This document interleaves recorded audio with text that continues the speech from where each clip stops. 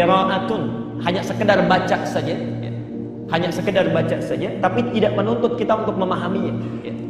Tidak menuntut untuk memahaminya. Anda boleh setelah tahajud misalnya menunggu datangnya fajar dengan memperbanyak bacaan Quran, sekalipun tidak membaca artinya atau tidak memahaminya. Masya Allah, Allah sediakan pahala yang begitu melimpah bagi orang yang senang baca Quran. Bayangkan baru sekedar baca saja, sekedar baca, Nabi sudah menyatakan minimal pahalanya setiap hurufnya 10 kebaikan. At-Tirmidzi nomor hadis 2910.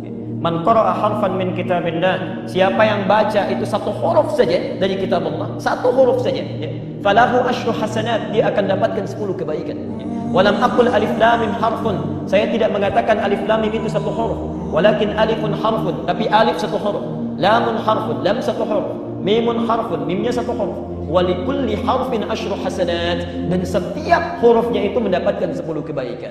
Jadi kalau antum baca alif lam mim saja, sudah berapa didapatkan?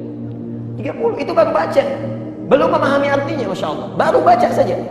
Dan berita baiknya, kalau ada orang berkata, ya Rasulullah, kalau saya masih belajar, masih terbata-bata bacaannya, hurufnya mengejanya masih susah, Masya Allah, hadisnya di kitab yang sama, nomor hadis 2920. Walladhi yatata'ta', adapun orang yang terbata-bata saat dia mulai belajar membaca, wa huwa syaqqun 'alaihi, sudah terbata-bata, sulit mengeja hurufnya. Orang lain mengucapkan misalnya a'udzu, dia sulit mengucapkannya a'udzu. Masya Allah, falahu ajran, kata Nabi, orang ini minimal dapat 2 kali pahala orang yang lancar. 2 kali pahala, Masya Allah. Kalau tadi alif lam mim, yang lancar dapat berapa?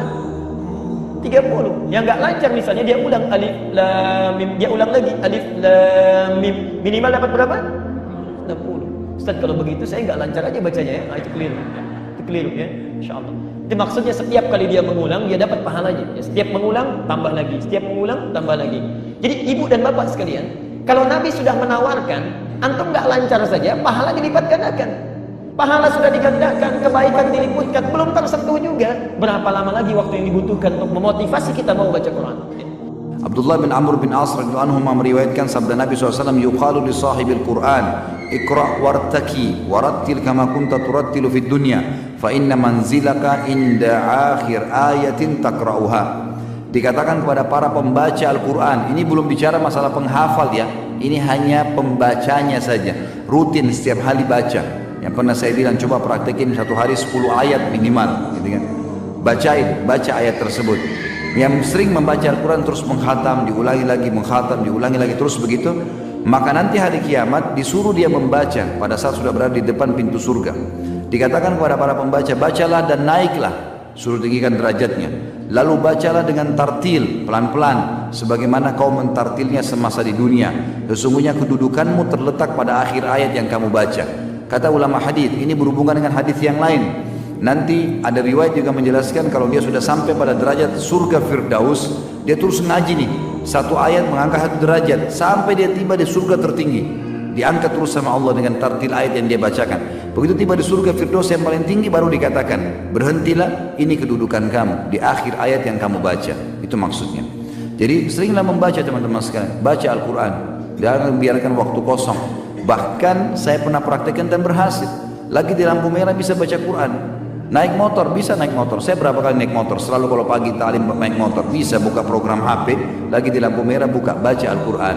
Coba bayangkan kalau 5 lampu merah, 1 lampu merah bisa baca 5 ayat. Berapa ayat untuk baca? 25 ayat. Kalau 7 lampu merah, kalau 10 lampu merah, setiap mampir tuh, ya, itu maka bisa. Daripada kita duduk lihat helmnya orang warna apa, mobil warna apa, lihat bajunya, ada manfaatnya. Baca Quran akhi, ya. Baca Quran, baca sesuatu yang bermanfaat. Dikatakan dalam riwayat yang lain, hadis riwayatkan oleh Al-Haythami dalam Majma' dan At-Tabarani juga dalam Al-Kabir dan Awsat, dan diriwayatkan hadis ini juga oleh Ahmad bin Hanbal, Yahya bin Ma'in, An-Nasai, semuanya mengatakan hadis ini hasan. Bahwasanya Fadl bin Ubaid dan Tamim ad-Dari radhiyallahu anhuma meriwayatkan dari Nabi SAW, barang siapa membaca 10 ayat dalam semalam, Al-Quran 10 ayat dalam semalam, maka dicatat untuknya 1 kintar. 1 kintar itu nilainya lebih baik daripada dunia dan seluruh isinya. dikasih padanya 1 kintor. 1 kintor ini nanti di akhirat dia dapat. Kalau dikasih, dia lebih suka daripada dunia semuanya dan seluruh isinya dikasih. Dengan manusianya, hewannya, segala macam hal. Pada hari kiamat, Rabbmu berfirman, bacalah dan naiklah pada tiap-tiap ayat. Jadi di sini makanya riwayat ini menguatkan riwayat tadi. Kalau sebenarnya bukan para penghafid, bukan hafid Quran ini punya derajat lain lagi. Derajat yang sangat luar biasa. Yang suka baca Quran aja nih. Lalu dikatakan setelah dikasih 1 kintor hadiah untuk dia. Lalu kemudian disuruh baca ayat-ayat yang biasa dia baca 10 ayat per hari itu. Dikatakan baca dan naiklah. Pada tiap-tiap ayat naik 1 derajat hingga berakhir pada akhir ayat yang dibacanya. Allah berfirman pada hamba tersebut, peganglah, bertahanlah. Hamba mengatakan dengan tangannya, ya Rabb, engkau lebih tahu. Maka dia berfirman, pada keabadian inilah, pada kenikmatan inilah. Jadi maksudnya disuruh berhenti, sudah berhenti baca. Dia tidak tahu dia sudah sampai derajat yang mana nih. Lalu dia mengatakan, ya Rabb, terserah kamu. Kalau suruh berhenti ya berhenti, kalau suruh baca ya baca. Ayat yang biasa dibaca di dunia. Jadi kalau makin sering khatam berarti makin banyak yang kita baca kan. Makin tinggi derajatnya. Sampai di derajat surga Firdaus dia tidak sadar. Lalu Allah mengatakan, disinilah keabadian, disinilah kenikmatan yang kau dapatkan. Maka masuk surga Firdaus hanya membaca 10 ayat per hari. Bayangin tadi kalau kayak kasus lampu merah, lagi antri mau bayar parkiran. Banyak kasus ini, banyak kasus. Antri mau wudu, orang lagi antri 5 orang nunggu. Tidak usah lihat orang gulung celana, orang pakai sendal apa, buka HP baca Quran. Sesuatu yang bermanfaat teman-teman. Jangan mulai sekarang harus ubah persepsi kita yang selalu malas-malasan nih. Karena kalau kita nggak paksain diri, nggak buatin program, kita nggak masuk dalam firman Allah. Walladzina jahadu fina lanahdiyannahum subulana. Orang yang berusaha menuju ke jalan-jalan kami, kami akan pandu ke jalan-jalan kami. Kata ulama tafsir, yang dimaksud dengan kami akan pandu ke jalan-jalan kami, kalau seseorang sudah memaksakan dirinya untuk masuk ke dalam sebuah program ibadah, nanti Allah akan buat dalam program itu, dalam ibadah itu banyak program yang lain. Seperti kasus seringnya dia baca Quran misalnya. Mungkin kalau antum belum pernah coba baca Quran deh. Antara azan dari kamu coba baca Quran misalnya. Nanti kalau kita rutinkan, Allah akan mudahkan kita punya ide-ide baca Quran. Seperti tadi saya bilang, di lampu merah, lagi nunggu wudu, ada muncul ide di situ. 1000 program akan keluar nanti.